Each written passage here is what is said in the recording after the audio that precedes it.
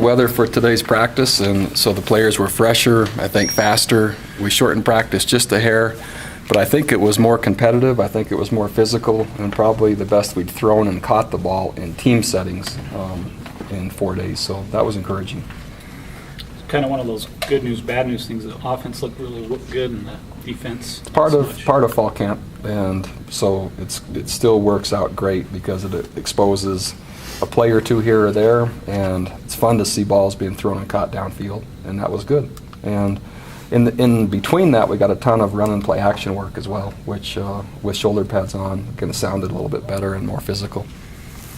Full pads tomorrow. You have the chance to. Full pads tomorrow. Yep. It won't change the practice format, but we'll just have pants on. And you'll go in the morning tomorrow? Tomorrow morning with our summer bridge players, the young players with classwork, etc. We're just having a pretty unique practice schedule to make sure we can get most of them out for each practice. Bronco, you talked last year a lot about what the Riley Stevenson meant to this team. What are you seeing from Scott and in trying to fill those shoes? So far, Scott's been really consistent in the limited settings we put him in, but we've asked him to pin the ball inside the 10 a number of times. He's done that. He's kicking consistently. And again, it's not the same as being in the stadium or live action, but he's capable. He's shown that, and now how he handles the season and that pressure, that'll be something else. But I'm pretty comfortable with him to this point. Does Sorensen look a lot more comfortable this year than he did as far as last year? Yeah, in fact, yesterday we didn't miss a field goal or PAT between any of the three kickers. And it wasn't just one kicker, it was all three, where there wasn't a miss the entire day.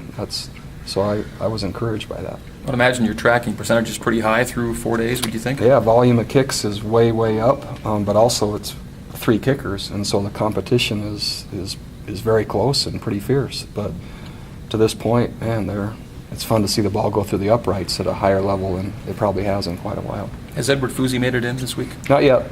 Still a couple more tests that he has to take.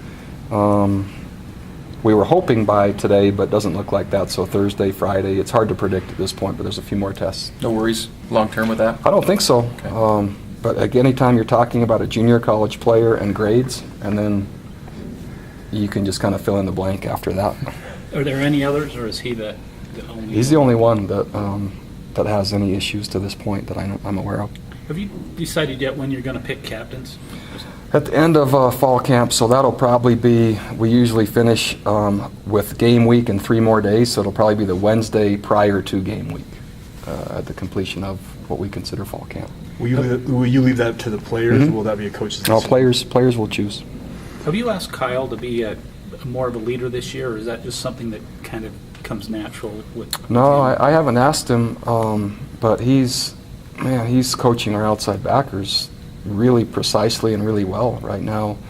Coach Papinga today, his wife had a baby, and so Becca had their third daughter, and now Kyle steps in and coaches the outside backers without really missing a beat. So it was fun to see. Actually, it was a combination of he and Spencer. Spencer had a little bit of a tweaked hamstring today as well, and we didn't miss a beat. Spencer was watching one side and Kyle was watching the other, and that was fun to see. I didn't ask them to, they just did it. Leaving the O-line out of it, can you identify other position battles that you're watching right now? Well, it's almost every position. We have a nice core of running backs. Obviously, Jamal has the edge on that, so Mike hasn't even practiced yet, but Adam Hine looks really good. Paul Lasike looks good. So I'm comfortable with our ball carriers. I like both quarterbacks that we have. And then receiver, Skylar Ridley is doing great. Ross Oppo is doing great. Mitch Matthews comes back. Cody kind of emerged again today. Eric Thornton, J.D. Falslev. Who are you going to play at tight end? I mean, there seems like plenty of depth right now. I mean, a day or two of injuries could change that, but man, to this point, I'm pretty confident. Defensively, still that corner spot that you're looking at? Backup field corner, Rob Daniel and Dallin Levitt are both having really nice camps so far. So one's a true freshman, one's a JC player, and I like what I've seen from both of them. And then nose tackle, we've had a few injuries there, so that's kind of set us back in terms of having whoever we want to play there. In the meantime, Ethan Manamalayun is at nose, Remington Peck and Bronson are the other ends, so we're doing that till we get a few guys healthy. How do coaches Anai and 2J feel about what's happening up front on the O-line right now? Work in progress, and a lot of work still to go. What makes Sky such a good route runner, and how is that tough to defend?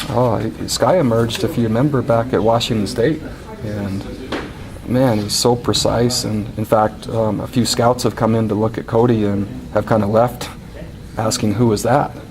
And so he's quick, he's fast, he's tough, but he just goes one speed, and he never drops the ball, and he catches everything. And that's a good quality to have. Not that big, but fast, quick, and reliable.